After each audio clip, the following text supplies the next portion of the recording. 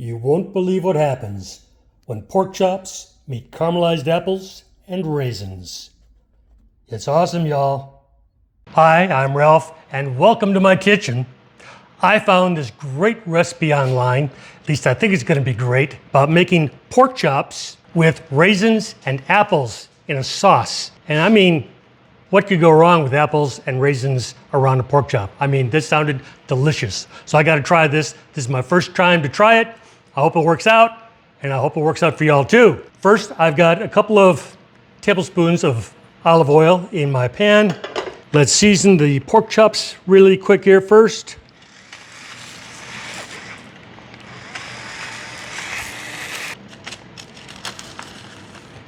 A little salt on both sides.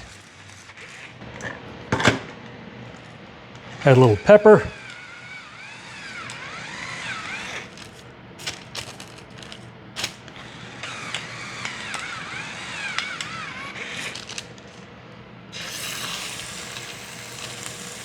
And I'm going to cook these for about 4 to 5 minutes per side. Get my timer going. Okay, while I'm waiting on the pork chops to sear, I've got some apples here that I have cored and peeled. Going to be cutting those into slices.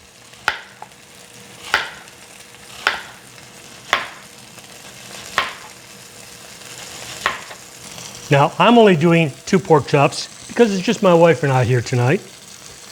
This recipe will do up to 4 pork chops with all these same ingredients. Okay, it's time to flip.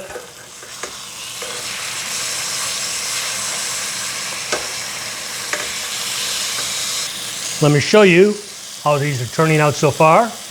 That's the first side. Now we're going to set these aside. And in the same skillet, we're going to be adding onions. And we're going to try to caramelize those over like the next 3 minutes or so. Just try to get them sort of translucent. You can hear Gunner, he's all anxious about this too. That's 3 minutes for the onions. Now I'm going to be adding the apple slices.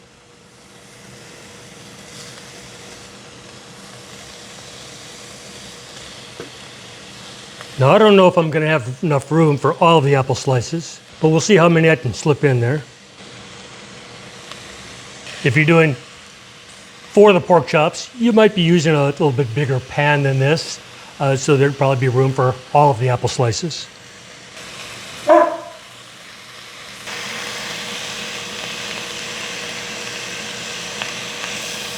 Okay, time for the next step. We're going to be adding the raisins, cinnamon and nutmeg, and brown sugar. We're going to leave that in there for about another minute before we add the next ingredients. We want to get the sugar nice and melted in there. This is what it's looking like right now. Okay, now it's time to add some of the liquids. First, I'm going to be adding apple juice or apple cider.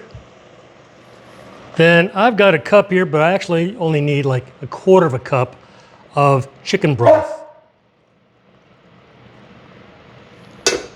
Okay, I brought it up to a simmer. Now I'm reducing it to low, and I'm going to be putting the pork chops back in. I want to kind of nestle those into place here.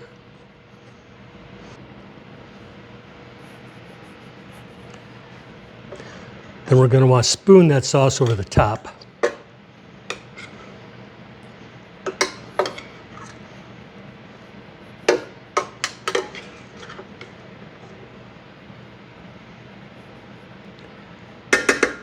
And now we cover. And on low heat, we're going to let that just cook for about the next 15 to 20 minutes. They're ready. So let's remove the cooktop. Bring this over here. Take the lid off. It's time to incorporate a little butter into the sauce.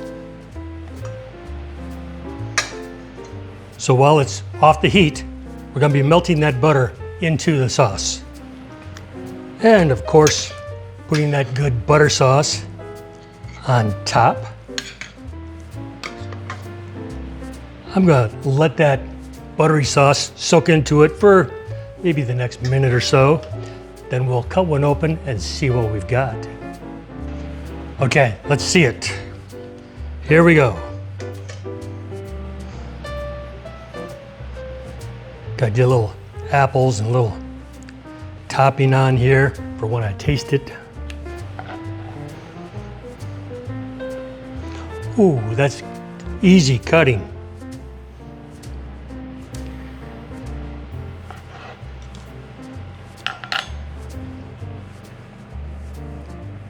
Take a look at what that looks like inside. How does it taste?